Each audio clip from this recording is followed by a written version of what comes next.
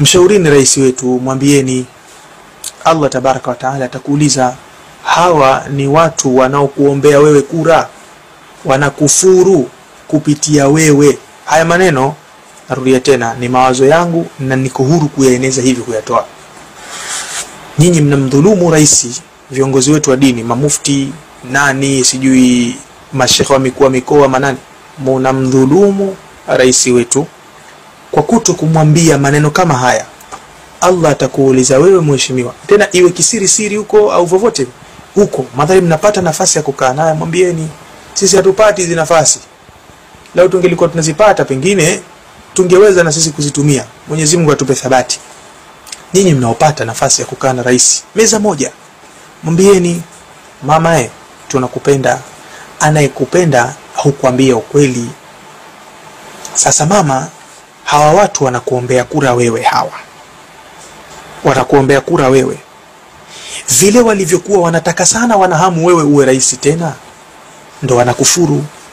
Sasa Allah atakuuliza wewe mama, kwa kukufuru huyu, wewe ndo kiongozi wa huyu, ulimkemea vipi alipokuwa anakufuru kwa kukuombea kura wewe? Mamufti, mkipata fursa mwambieni. Nyinyi pia Allah atakuulizeni mamufti, nyinyi si waislamu, huyu mtoto wa Kiislamu huyu anakufuru. Kwenye mikoa yenu kuna mashekhe wa kuwa mikoa, mbona hamumwambii?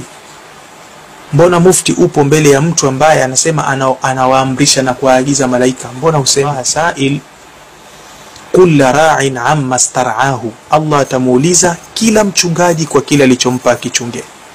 Hapa tunaingia sote, lakini tutofautiana madaraka. Wengine mamufti wa nchi nzima, wengine ni marais wa nchi nzima. Mwambieni mama, hapa Allah atakuuliza wewe, huyu kakufuru, umefanya reaction gani ili kuzuia waislamu wengine wasije wakakufuru tena kwa ajili ya kukuombea kura wewe? Msimdhulumu mama, mwambieni ukweli. Kwa sababu gani? Kwa sababu kiendelea kunyamaza kimya, na hii video na uhakika ashaipata huyu kijana na kufuru hapa kwa ajili yake.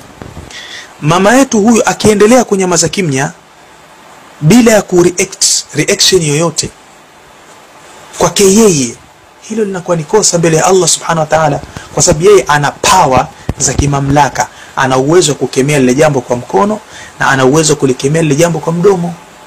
Ana uwezo huo mara moja tu kumdhibiti yule, usiseme hivi, au akamwita kisirisiri, rekebisha maneno yako yale. Ana uwezo. Lakini je, viongozi wetu wa dini mnashindikiza mama afanye hivyo, au msharidhika tu iwe swala inakejeliwa kwa sababu swala ndani yake atajwa rais, mumekaa kimya, msharidhika hivyo?